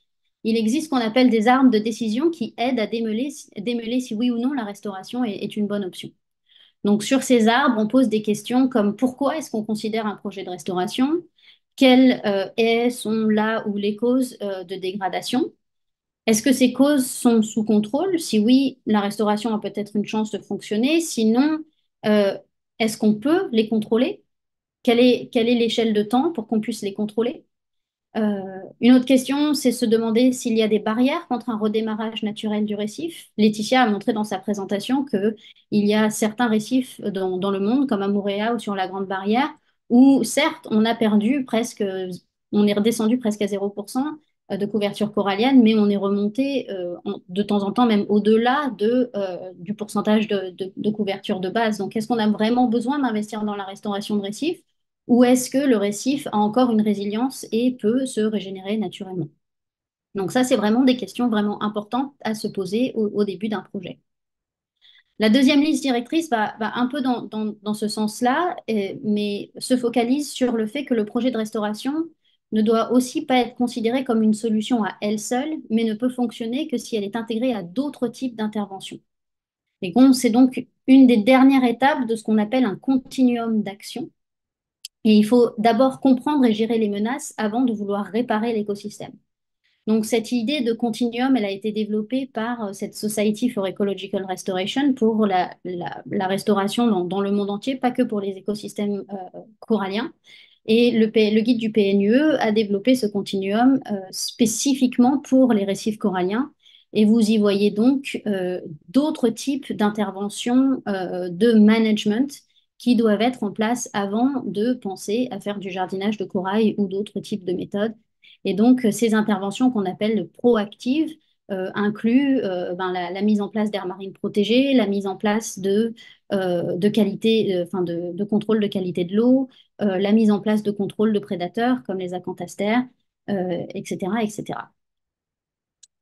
Et le dernier point dans ces lignes directrices, c'est l'importance de la prise en compte du contexte local Et ça, c'est pour maximiser l'impact des projets, en particulier en fonction des menaces locales spécifiques.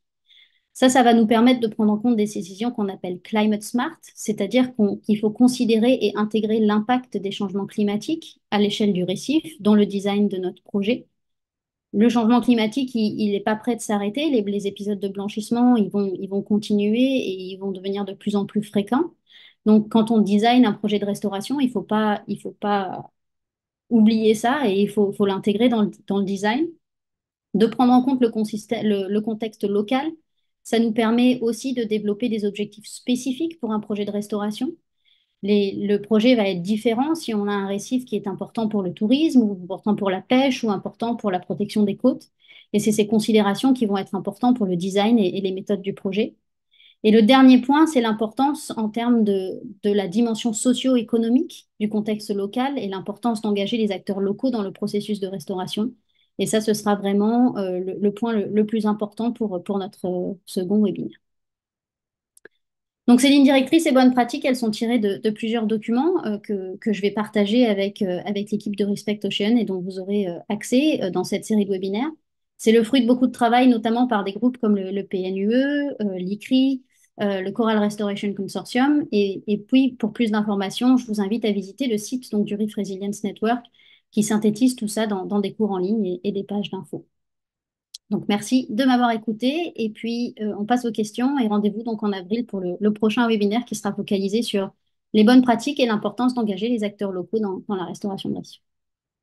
Merci Margot pour cette deuxième présentation qui était tout aussi passionnante que la première.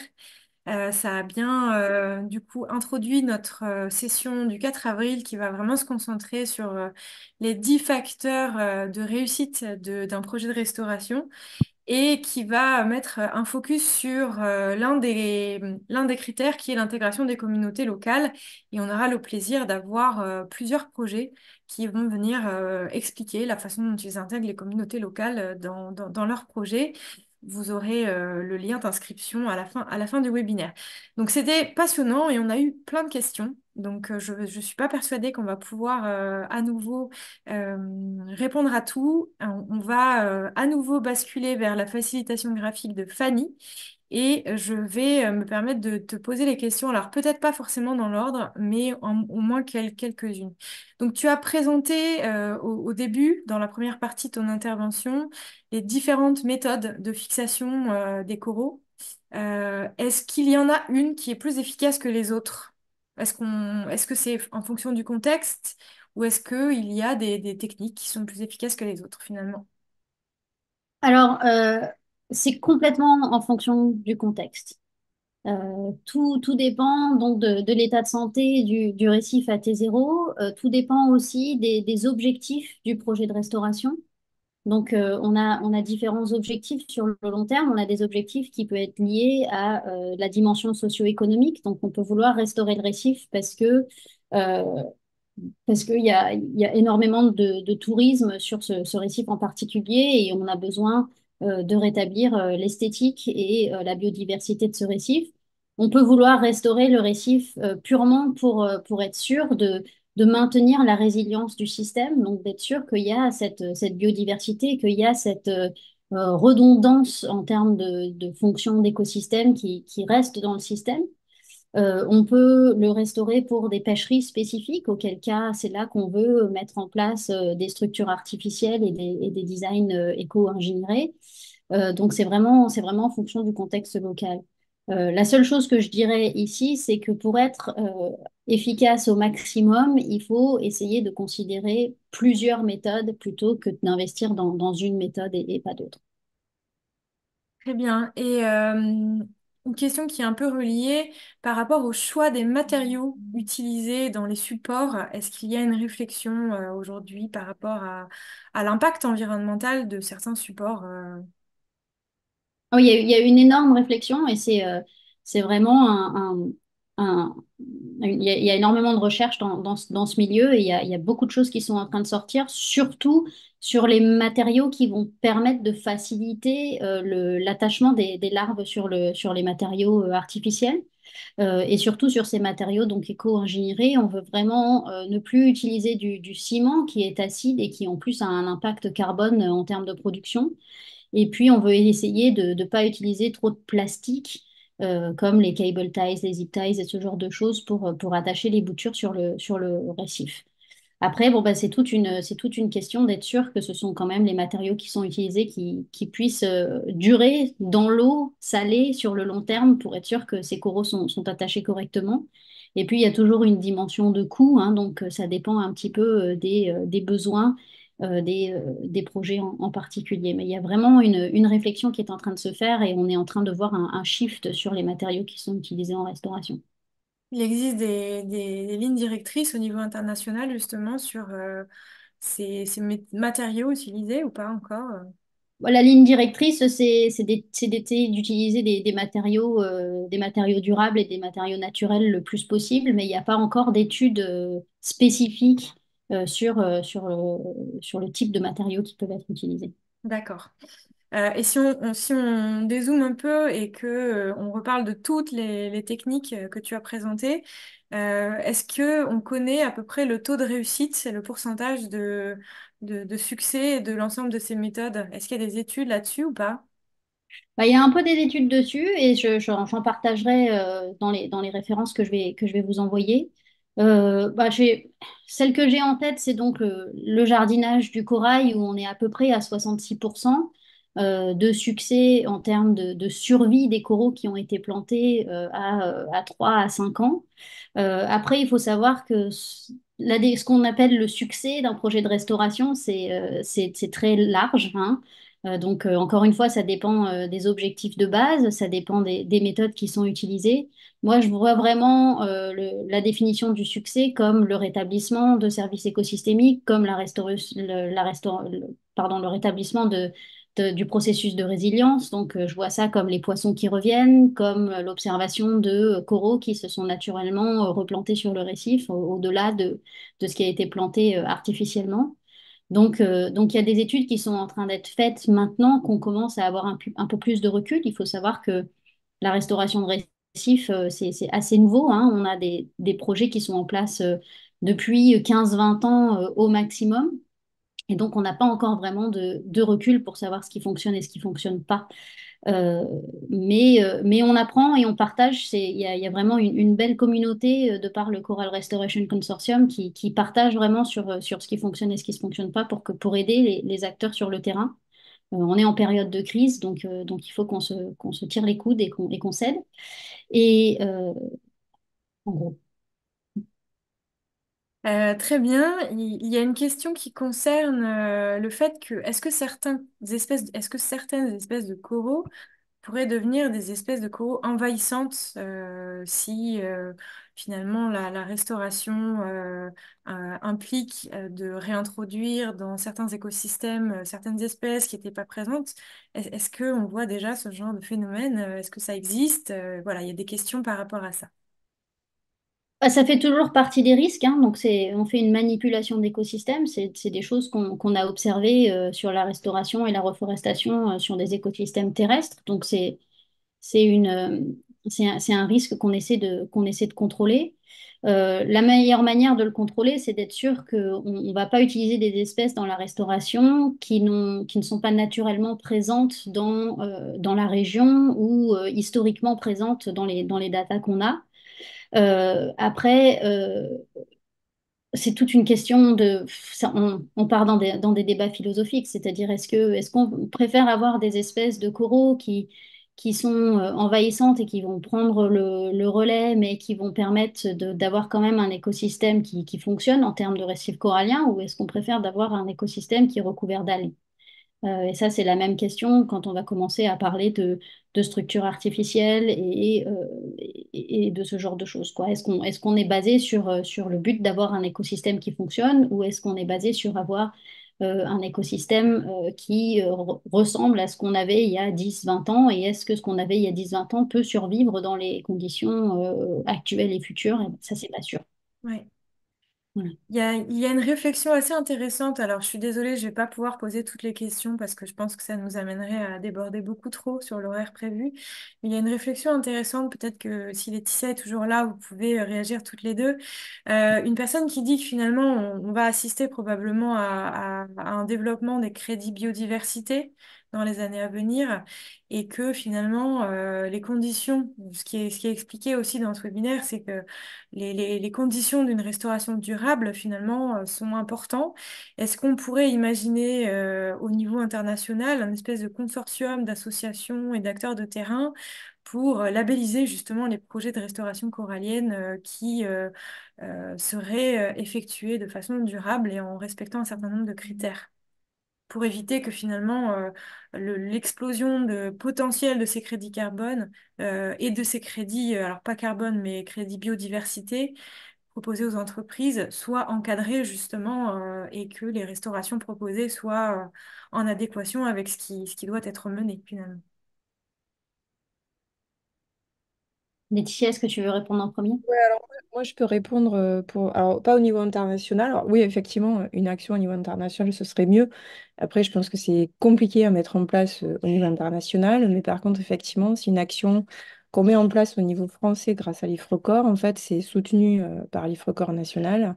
Et du coup, l'objectif, c'est effectivement d'évaluer les méthodes de restauration, de proposer, en gros, comme alors pour l'instant, on n'en est pas à un stade de label, mais effectivement, ce sera d'évaluer à quel point les gens utilisent des bonnes pratiques de restauration et finalement s'inscrivent dans une démarche qui va vraiment répondre à des objectifs écologiques, quoi. Voilà. Mm, Parce qu'aujourd'hui, on voit beaucoup de projets qui sont du bouturage corallien, alors où c'est très sympa de faire des boutures coralliennes, mais qui ne restaurent pas finalement l'écosystème. En fait, on fait grandir des coraux sur des tables et on a des jolies images, mais finalement, ça ne restaure en rien l'écosystème d'en face qui reste dégradé parce que des fois, il y a des problèmes de pollution qui sont pas traités, quoi. Donc, vraiment, l'objectif qu'on a avec l'IFROCOR, c'est effectivement de proposer une grille d'évaluation pour que finalement les acteurs puissent limite s'auto-évaluer et savoir qu'est-ce qu'ils font. Quel objectif finalement ils remplissent, parce que des fois les gens, ben, plein de bonnes intentions finalement ne se rendent pas compte que ce qu'ils font ne va pas permettre une restauration écologique, mais finalement ils font plus de la communication. Donc en fait, c'est d'être vraiment plus en lien avec les objectifs à atteindre des gens et de leur proposer, oui, s'ils veulent, de faire plus et finalement de rentrer vraiment plus dans une démarche de restauration écologique. Mais ce qu'il faut savoir, c'est que la démarche de restauration écologique, comme la présenterait Margot, finalement, on ne décide pas comme ça du jour au lendemain, ah ben je vais replanter des coraux ici. Non, ça s'inscrit dans une connaissance du site, de savoir pourquoi le site a été dégradé, est-ce qu'il résilie naturellement. Et souvent, finalement, ça, c'est des approches qui sont pas menées, quoi. Voilà. mm, Donc, l'idée, c'est vraiment de proposer aux gens, voilà, de voir où ils en sont, ce qu'ils font, justement pour que les crédits qui soient donnés, bah, en fait, que les gens savent pourquoi ils vont donner de l'argent, quoi. Est-ce mm. qu'ils veulent donner de l'argent pour de la communication, de la sensibilisation, ou est-ce qu'ils veulent vraiment donner de l'argent pour une restauration écologique? Et dans ces cas-là, eh ben, il faudra s'assurer que dans les étapes du projet, il y a ces grands critères qui soient pris en compte et qui soient faits, quoi. C'est l'objectif qu'on a Super. avec l'IFOCA. Donc, ben, on rappelle que donc, cette série de webinaires est menée en partenariat avec l'IFRECOR. Donc, je ne sais pas s'il y a une personne de l'IFRECOR qui souhaite prendre la parole sur ce sujet-là, mais peut-être que ça pourra faire l'objet justement d'un prochain webinaire, puisque pendant toute l'année, nous allons présenter différents intervenants en lien avec la restauration corallienne et peut-être que l'IFRECOR pourra présenter ce travail-là si c'est le bon moment. Et je ne sais pas si quelqu'un veut réagir, du coup, si une personne de l'équipe de l'IFRECOR veut réagir alors à cette question, mais aussi plus globalement à cette première session, puisqu'on approche de la fin de notre webinaire. Et donc, du coup, si, voilà, Mariana, si vous voulez prendre la parole, n'hésitez pas à ouvrir votre micro et votre webcam pour parler quelques minutes. Voilà. Merci beaucoup Aurélie. Oui, donc Mariana Mono, moi je suis au secrétariat de l'IFRECOR. Donc merci beaucoup hein, pour voilà, la qualité des interventions et qui résume bien les enjeux à la fois autour de l'état de santé et autour de la restauration. Je ne serai pas très longue pour rebondir et un peu préciser ce qu'a dit Laetitia sur le travail qu'on envisage. Effectivement, on envisage ce système de classification et d'avoir vraiment un guide, quelque chose d'assez pratique à destination des gestionnaires, des associations et de toute personne qui serait intéressée, de faire de la formation aussi pour que les gens maîtrisent bien les enjeux. Et les points d'étape sur ces travaux, ils seront plutôt faits pour répondre aussi à des questions dans le chat dans le cadre plutôt du comité national de l'IFRECOR qui rassemble en fait différents collèges à la fois des experts scientifiques, mais aussi des représentants de la société civile, des associations, des élus, des administrations. Donc un public assez large finalement où on rapportera ces différents travaux. Et effectivement, on pourra discuter d'une déclinaison de webinaires lorsque les travaux seront un peu plus mûrs. Voilà. Très Merci bien. encore. Merci Mariana, je vais prendre contact avec vous à la suite de ce webinaire pour discuter de la suite. On approche vraiment de la fin du webinaire, donc je ne vais pas pouvoir prendre beaucoup d'autres questions, mais néanmoins, il y en a une à laquelle j'ai moi-même pas la réponse, donc je vais permettre de la poser aux intervenantes. Est-ce que le corail polaire existe? Est-ce qu'il y a du corail polaire? Est-ce que ça existe du coup en eau froide?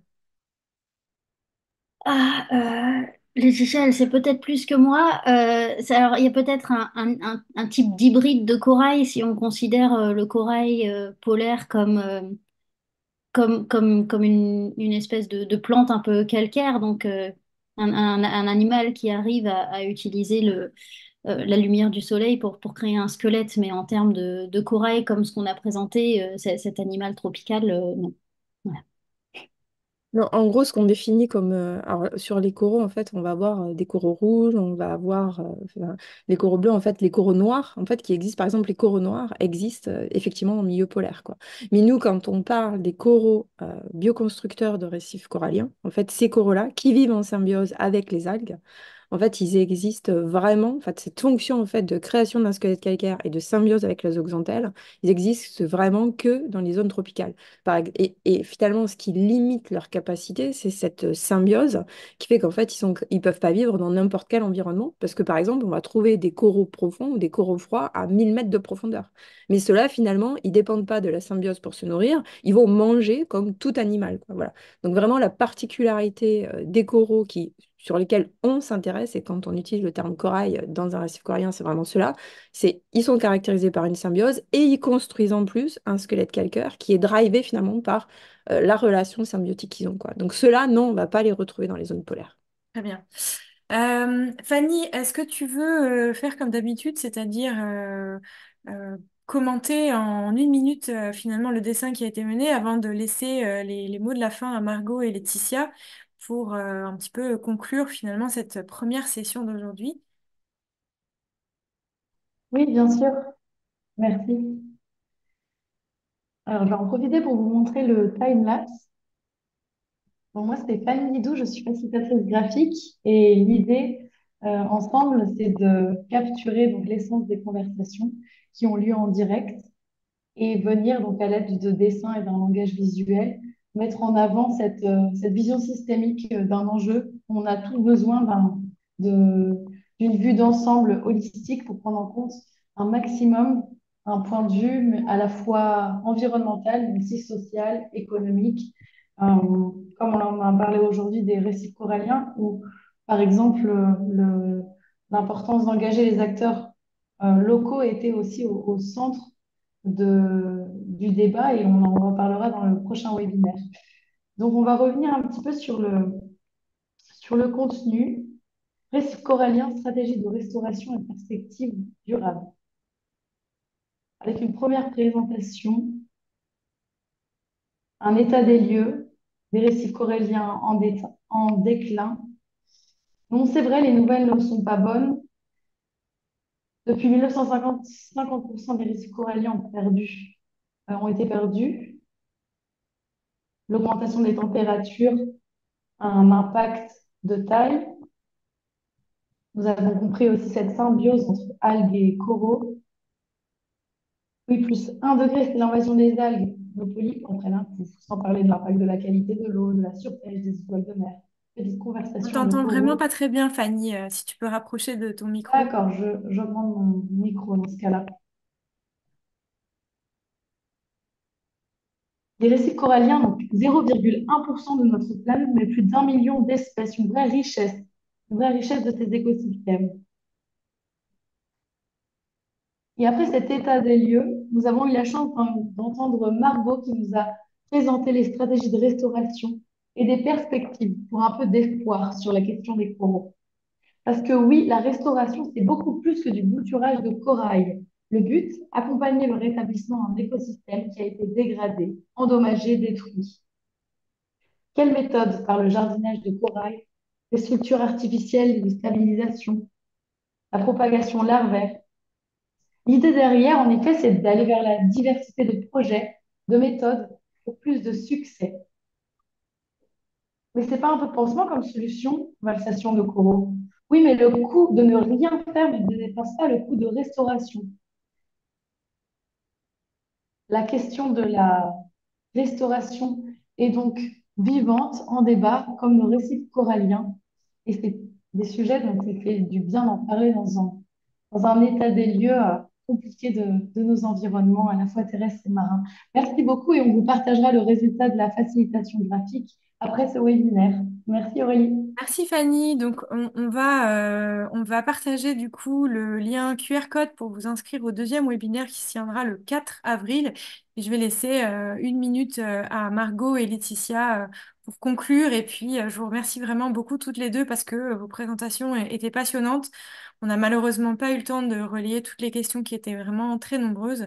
Mais on aura l'occasion de vous retrouver peut-être dans les futurs événements de la série. Donc voilà, merci pour votre présence malgré les événements climatiques de ton côté, Laetitia, et je vous laisse conclure en quelques minutes. Moi, je vais commencer par vous remercier, voilà. Et puis, je pense que voilà, ce qui est important, c'est vraiment pour l'avenir des récifs coralliens, c'est d'avoir une vision intégrée.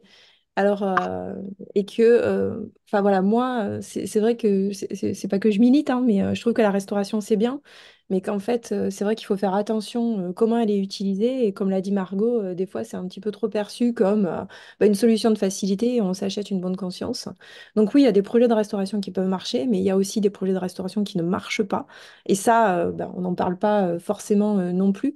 Donc du coup, je pense qu'il faut tous faire attention, en fait, quand on parle de restauration et vraiment respecter finalement comment un projet de restauration écologique doit être construit si vraiment notre objectif c'est de restaurer le récif et qu'il ne faut pas éliminer voilà, les problèmes de solutions locales qui existent parce que si la qualité de l'eau est mauvaise ou s'il y a trop d'algues ou trop de surpêche, finalement les boutures qu'on va réimplanter elles vont mourir, hein, comme le récif lui-même est en train de mourir.